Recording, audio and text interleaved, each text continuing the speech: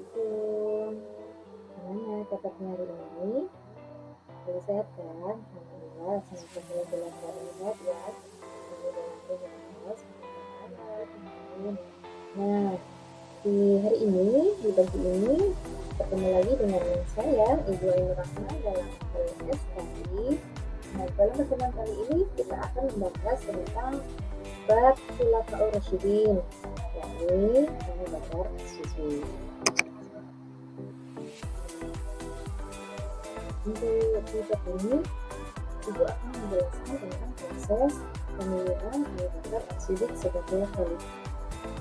Nah, sebelum Ibu lanjut ke materi utama, Ibu akan bertanya, apakah kalian masih ingat peristiwa wafatnya Nabi Muhammad? Iya, betul sekali. Kemudian, siapa saja sih Khulafaur Rasyidin itu? Ada yang tahu?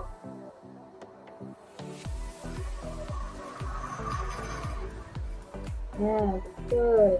Kemudian, ada yang tahu juga bagaimana proses pemilihan Khalifah Abu Bakar As-Siddiq sebagai khalifah? Nah, yang ini pasti belum tahu ya. Mari kita nanti bahas bersama-sama ya.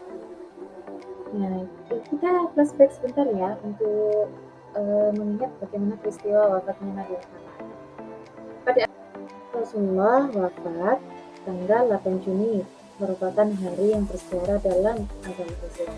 Pada hari itu, junjungan besar umat Islam Nabi Muhammad Sallallahu Alaihi Wasallam menghembuskan nafas terakhirnya. Rasulullah wafat pada hari Senin 12 Rabiul Awal tahun 11 Hijriah atau tepat tanggal 8 Juni 632 Masehi. Nabi wafat di kota Madinah dan pada waktu itu beliau berumur 63 tahun. Setelah Rasulullah sakit selama beberapa hari, beliau meninggal di rumah istrinya Aisyah radhiyallahu an di kota Madinah. Menurut sejarah, Rasulullah SAW telah memberikan banyak petunjuk tentang kenabiannya dan bahkan telah menunjuk Abu Bakar radhiyallahu an sebagai pemimpin untuk setelah beliau wafat. Beliau kemudian berkata kepada para sahabatnya bahwa Allah Subhanahu wa Ta'ala telah memberikan pilihan kepada beliau antara hidup di dunia ini atau bergabung dengannya di surga. Beliau memilih bergabung dengan Allah Subhanahu wa Ta'ala dan kemudian mengalami sakaratul maut selama beberapa hari. Masya Allah, jadi terharu ya mendengarkan cerita Rasulullah saat wafat. Nah, di kali ini kita akan masuk ke materi inti proses pemilihan Abu Bakar As-Siddiq sebagai khalifah. Simak baik-baik ya. Ibu akan menjelaskan sebentar nih biografi singkat. Siapa sih Abu Bakar As-Siddiq itu? Abu Bakar memiliki nama lengkap Abu Bakar Abdullah bin Abu Quhafa bin Utsman bin Mas'ud bin Ta'im bin Murrah bin Ka'ab bin Nu'aim bin Ghalib bin Fahir At-Taimi Al-Quraisy.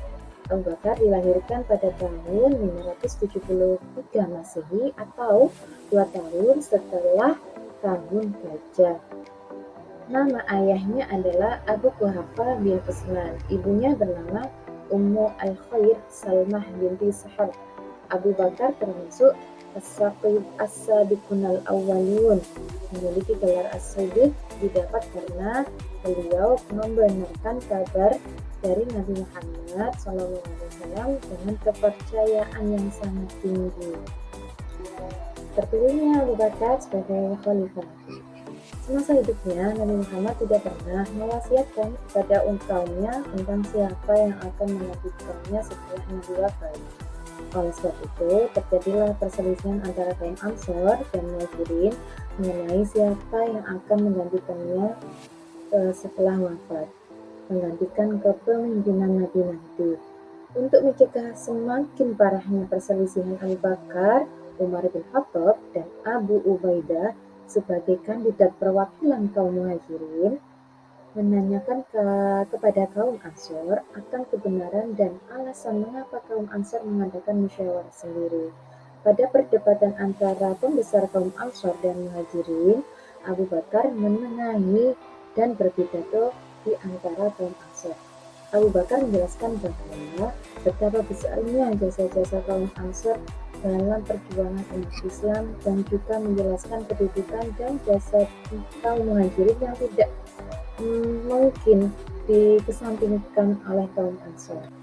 Abu Bakar kemudian mengatakan sesungguhnya yang pantas menjadi khalifah hanya satu di antara dua orang, yaitu Umar bin Khattab dan Ubaidah bin Jarrah.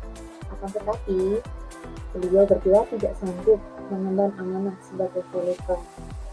Pada saat itu, Umar bin Khattab berdiri di depan Abu Bakar sambil berkata, "Wahai Amirul Mukminin, engkaulah yang paling pantas dan berhak menjadi khalifah. Kami akan memilih dan mendukungmu." Kemudian Abu Ubaidah dan Bashar bin Sa'ad menjabat tangan Abu Bakar dan mengucapkan baiat ikuti seluruh hadirin yang hadir pada saat itu termasuk Umar bin Khattab. Menjelang Isya, setelah selesainya proses pemakaman Nabi Muhammad SAW, Abu Bakar kemudian naik ke atas mimbar dan mengucapkan pidato pertama dalam kedudukannya sebagai khalifah.